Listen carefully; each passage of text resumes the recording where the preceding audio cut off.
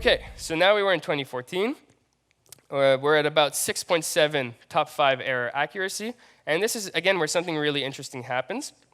Notice here how we have the human top 5 accuracy. So again, by crowdsourcing many different humans and getting them to perform the ImageNet challenge, this was the score that most humans would get was about 5.0.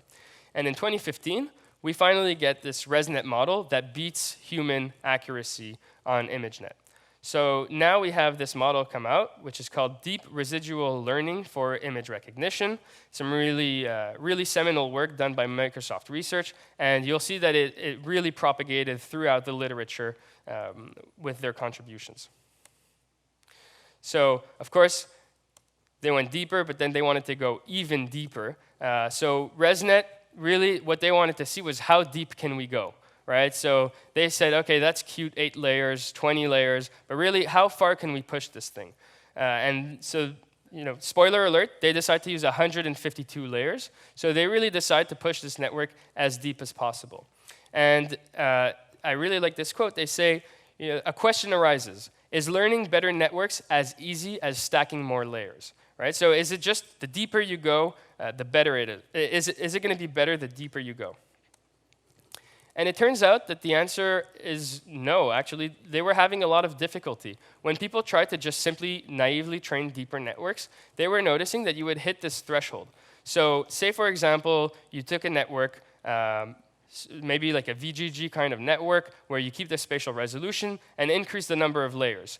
What they found is that at some point, when you go, say, for example, from 20 layers to 56 layers, your test error will start decreasing. And the intuition is that if your network is able to generalize at 20 layers, assuming that you're keeping the spatial resolution, then your network should be able to learn identity mapping. Right? It should be able to learn to just not do any more computations in the following layers if depth is hindering your experience. So at the very least, you would expect these networks to perform the same. But they saw, in fact, that there was some kind of information bottleneck. As you would go deeper, information was degraded. So it turns out that stacking more layers wasn't that simple. So this was the big contribution behind ResNet. They introduced the concept of residual blocks, so hence the name ResNet, residual blocks. And this allows the network to go much deeper without running into the problem that we were just talking about, which is this accuracy degradation. So the main concept is that at every few layers, we have what's called a skip connection. So we have our input, we pass it through a series of weight layers or convolutions, but we then take the input from our network and we add it back to the final output. So every time there's a mix between the identity mapping and the features of the network. So the network can decide to completely ignore, so say for example, set all these weights to 0, and the identity mapping would just bring back the original input. So this was a way to force information through the network as we went deeper and deeper. So this is kind of what their model looks like.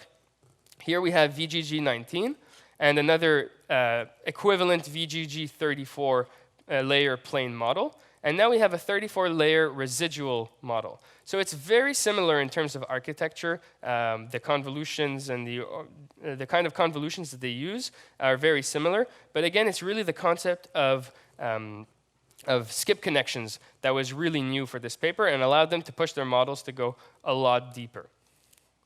So again, it's these very similar blocks that are used. And in fact, another interesting thing is that they didn't really use any max pooling. They used convolutions with stride 2 instead to do their downsampling, except for the first layers and the last layers here, where they do here they use average pooling at the end and max pooling in the beginning. But other than that, they just use the strides of their convolution to be able to downsize.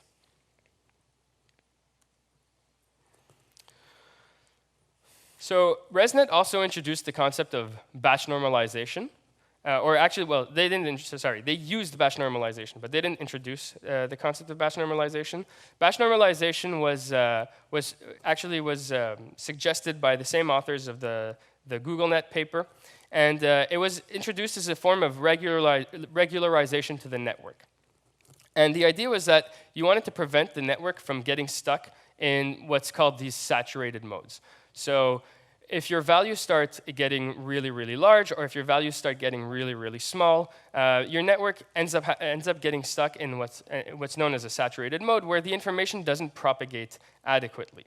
So what they suggested was this batch normalizing transform, or what's we usually refer to as just batch norm.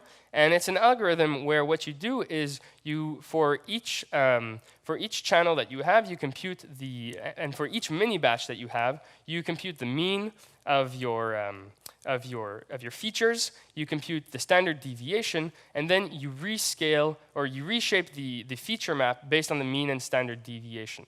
However, they introduced a few really interesting tricks because they had to make this differentiable. And so the interesting trick that they introduced here was that they added these learnable parameters to the network so that the network could decide how much to scale your features. Because they realized that always scaling your features down to zero mean and variant, so always scaling down your features to zero mean wasn't necessarily helpful, and they found a way to formulate this such that the network can learn at different layers how much to actually scale up or down their means of their feature maps. And ResNet also used this concept of batch normalization, and again, it turns out that this is a very helpful means of regularization, and you'll implement your own batch normalization today in the tutorials. So now let's look again at some more results. So ResNet achieved better accuracy with significantly more depth, right? So they were able to get 152 layers, and you'll see that the number of parameters are very similar to the number of parameters used in AlexNet. So again, this was a really interesting contribution because now, not only were they able to go a lot deeper, they were able to use a lot less parameters, and they were also able to show that they were able to get much higher accuracy. So again, ResNet is a kind of model that you often see being used in the literature.